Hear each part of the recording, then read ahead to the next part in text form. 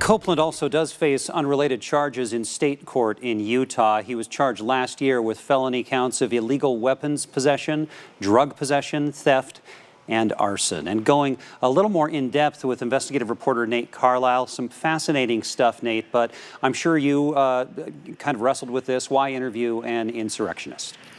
I think it's important we know more about what sent people to Washington, D.C. on January 6th. I know there's always a concern about giving a platform to hate or false information, but I was careful to push back on some of those issues and ask him some very specific things we wanted to know. It's interesting. He admitted to a whole lot in that interview. It seems like there are a lot of the factual things he's just not contesting. He's just contesting the why and the how things happened. Why did he agree to talk to you? He felt like his story hadn't been told.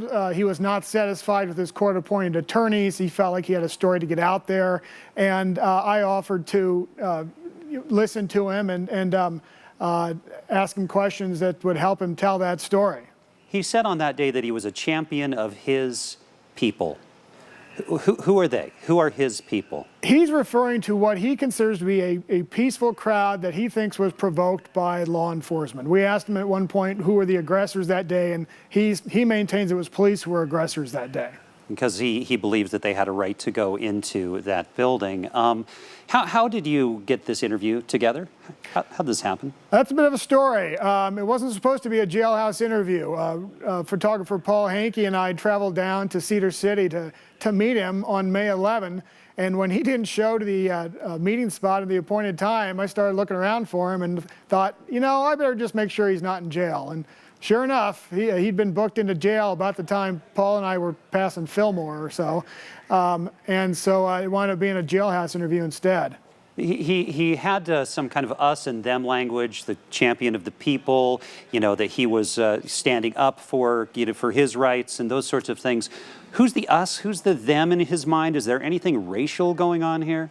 I asked him whether he held any white supremacist views or sympathized with white supremacy, and his answers were no. He actually felt some camaraderie with Black Lives Matter because he has complaints about police in this country too, as you heard in that piece.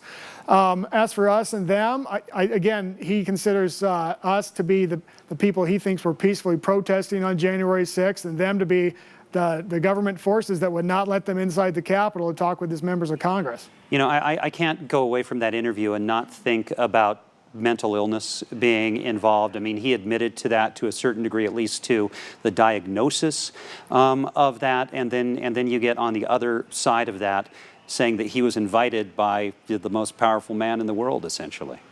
Yeah, I researched some guides for journalists on best practices for interviewing people with mental health disorders, and it should be noted, none of them said don't interview such people. The discussion was only how you go about interviewing them, and he thinks he's fine in so many words. And there are a lot of fantastic people out there with PTSD and bipolar disorder. We certainly do not mean to suggest that you can't have those disorders and be a perfectly rational member of society, but just a lot going on there.